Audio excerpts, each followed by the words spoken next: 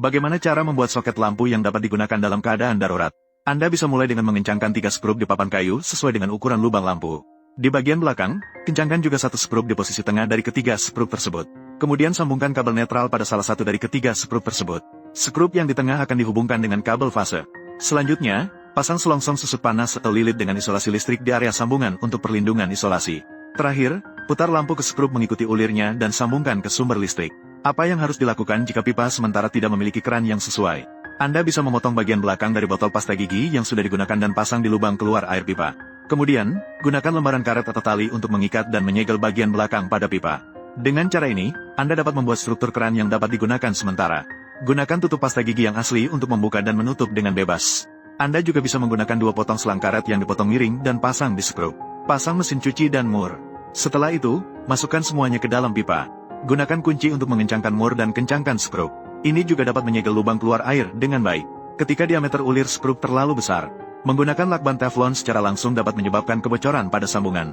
Anda bisa memutar lakban menjadi bentuk tipis dan membungkusnya di area cekungan ulir skrup. Kemudian, lilitkan dengan normal sekitar 7 atau 8 putaran. Dengan cara ini, lakban teflon akan lebih rapat menempel pada ulir. Ini akan meningkatkan kedap sambungan untuk mencegah kebocoran air tersembunyi.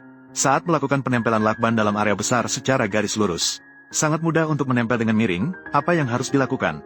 Anda bisa menggunakan roll cat seperti ini. Masukkan melalui pegangan, lalu tarik lakban dan tutupkan secara terbalik di atas roll.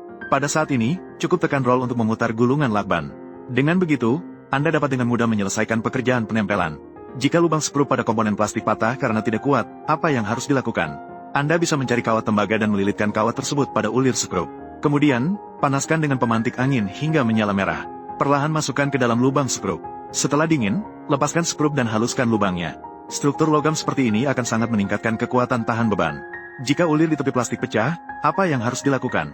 Pertama, gunakan logam yang dipanaskan untuk melakukan pengelasan titik pada lokasi yang retak. Selanjutnya, cari saringan yang tidak terpakai. Potong sepotong jaring logam yang berbentuk persegi. Kemudian, panaskan dengan obor hingga perlahan-lahan menjadi merah. Selanjutnya, tekan dengan cepat untuk menutupi seluruh lubang. Biarkan jaring logam yang panas menyatu sebanyak mungkin dengan bagian plastik.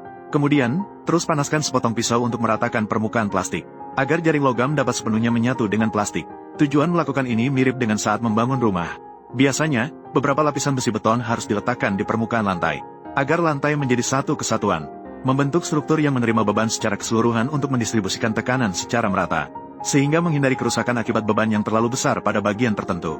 Bagaimana cara menghubungkan kabel dengan lebih kuat pada terminal kabel? Cukup masukkan kabel melalui satu ujung, lalu lipat kembali dan masukkan ke ujung yang lain. Kemudian kunci kait di kedua ujung terminal kabel dan itu akan sangat